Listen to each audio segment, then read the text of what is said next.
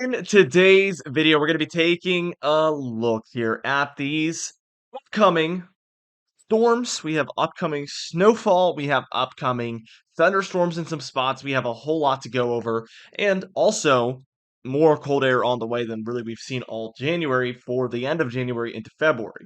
February, basically, after the first 5 days, will already be more promising than all of January was, which I mean is a good thing. It's almost shocking how bad January has been for cold and snow lovers.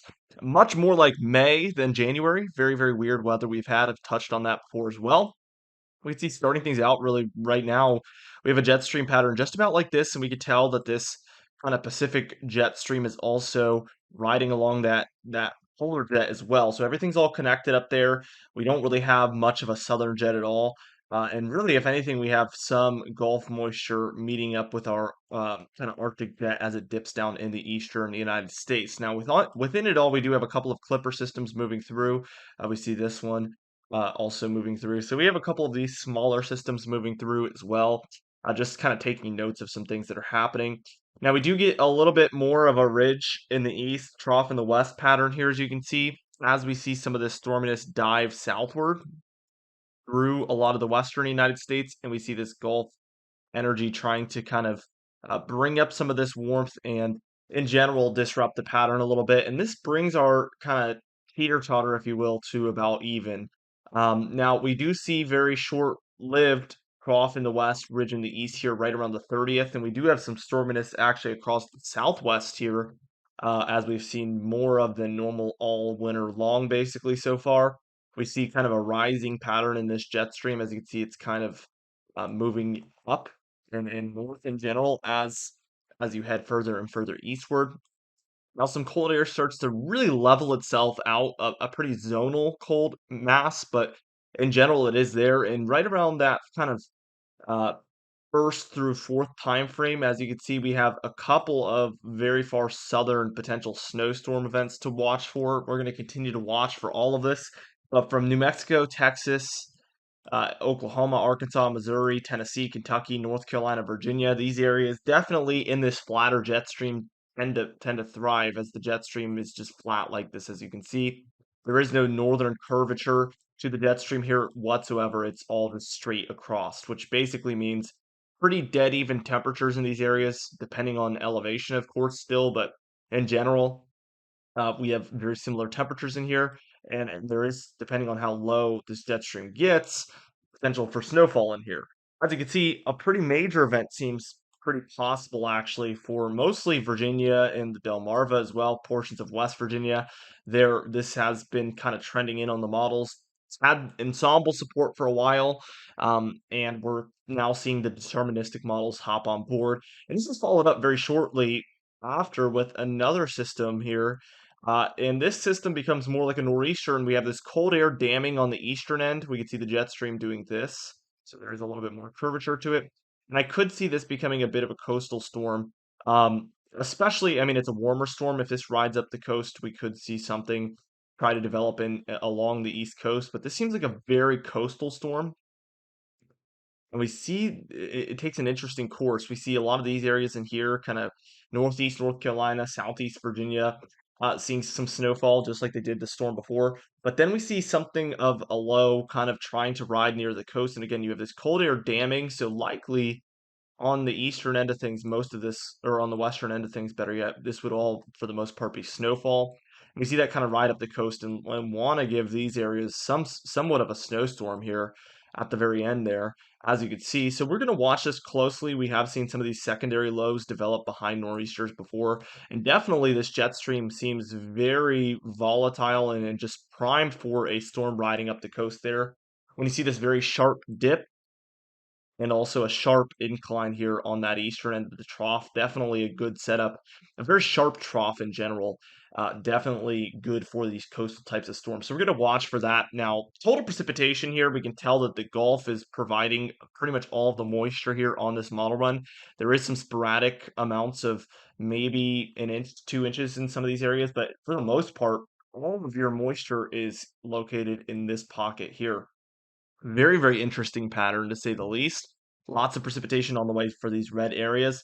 Total snowfall here, as you can see, We get this kind of stretching area here of these storms that I mentioned before, anywhere in the grays being a dusting, if anything, blue 2 to 6 inches of snowfall, purple 6 to 10, pinks 10 to 20 there.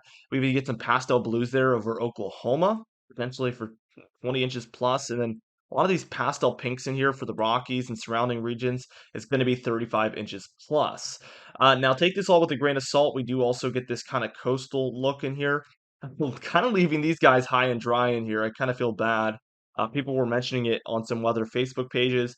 Um, how these areas in between are kind of getting sandwiched in the most imperfect way, where we get snowfall to the south, snowfall to the east, and snowfall to the north here of this area. But really, nothing in that pocket there for kind of central eastern Pennsylvania, northern Virginia, a lot of Maryland there, and DC as well. Really, really interesting to see this setup. Very unusual, but we have seen this before where the cold air finally comes in, but it gives these southern areas snowfall because the trough is so intense. We'll have to wait and see if that does verify or not, of course. Now, let's just move on to this GFS model, see what this one has to say. We see that we kind of get this system. First off, a coastal system around the 30th, but this is all rainfall here for a lot of coastal areas there. That moves out. And then right around our kind of 31st time frame, we get a bit of a southern slider snowstorm here, potential for, I would say, 1 to 3 inches of snowfall, especially in central Virginia, southern Maryland, the Delmarva here. I think those are the bullseyes for this storm. If it occurs, we have seen the European model show a much weaker solution with this initial snowfall event. But I think the further north you go, the better, especially since it'll be lighter precipitation. Usually temperature matters a lot more when it's lighter precipitation, because heavy precipitation can pull the cold temperatures down from higher up in the atmosphere. And then a lot of times, when it's lighter precipitation, you'll see rain at anything above 32 degrees because it's not pulling down any of that cold air. It's not heavy enough. So I hope that makes sense. But lighter events like this are very temperature dependent. So the further north you are with that one, in my opinion, the better off you are to see snowfall. Now we get this more major system as we have kind of broad low pressure in general in this area here. Now, which low is dominant, I think, is really important here. If we see this initial one here become much more dominant and this one much weaker, then you kind of forget about this part here. But if this one in here, this kind of area is lower pressure, we could see more and more snowfall trending in. Definitely interesting to note. Also, the stronger it is, probably the more it's going to try to pull up the coast as well. So that's also something to note. So we could see a northern trend if it trends stronger. In general, as of now, the GFS model is showing this area seeing snowfall, which, if we kind of backtrack to our European model, is pretty similar. Honestly, the European model looks a lot more realistic with the mixing area. I mean, I live in Southeast Virginia, and seeing that rain snow line right around the North Carolina Virginia border is very, very common and very realistic, in my opinion. This, on the other hand, looks very odd. I guess it does have that very similar area. We see more cold air damming kind of west of the Appalachian Mountains, bringing snowfall for Tennessee, Kentucky. Definitely interesting there. I think the GFS is maybe holding on to some lower pressure here on the western end of things, perhaps. We see this move down and give coastal North Carolina, very far south in North Carolina, seeing some snowfall, which again isn't impossible. It just doesn't seem as realistic as that European model solution, in my opinion. We follow this up with very cold air here, as you can see. I want to just see where we go with this basically in the long range, but we get more of these cutter type of systems. This is a very intense jet stream look, by the way, right here, where we have this cold air diving southward here, warm air surging northward right here. Definitely an interesting look, to say the least. We kind of finish that out. We get a little bit quieter and maybe some systems moving across, and pretty much what we saw in a lot of January fashion. So we'll have to wait and see what ends up happening with that. Now, I do want to show you guys the total snowfall here as well, just so we can compare. And honestly, it is sort of similar here. We also, again, get this kind of locked out area here, which I don't know for sure if that's going to happen. I find it interesting that areas south, north, and east of those regions see snowfall. Seems highly unlikely, but that's what I love about weather. Sometimes the highly unlikely is what ends up happening. So we'll just have to wait and see. Gonna definitely be very interesting to track. Now, as we go on with the Canadian model, this one has been very warm and very strong with this southeast ridge compared to the other models all year long, as I've mentioned. And look, Whereas the European and GFS model had snowfall happening in here, this Canadian model has a much stronger southeast ridge, and the snowfall and moisture is all much further north here. Now, by the time we reach about the second into the fourth time frame, we do get a bit of a snowstorm in this area finally. So we do get that cold air eventually. It's a little bit less cold. It's a little bit less intense with that precipitation, but we do get a snowstorm of sorts, I would say, here for mostly Virginia and West Virginia, portions of Maryland and the Delmarva as well, happening in there. Definitely a very interesting look, and we follow this up with a incoming trough, basically, that looks like it's going to be heading into the eastern United States combined with this Gulf energy that looks like it wants to move in. This could spell, again, more potential snowfall in this area at the end of the Canadian model here, but only time will truly be able to tell. I definitely think it's an interesting look, and I can't wait to track all of these storms with you guys. Finally, we have some snowfall to talk about it seems.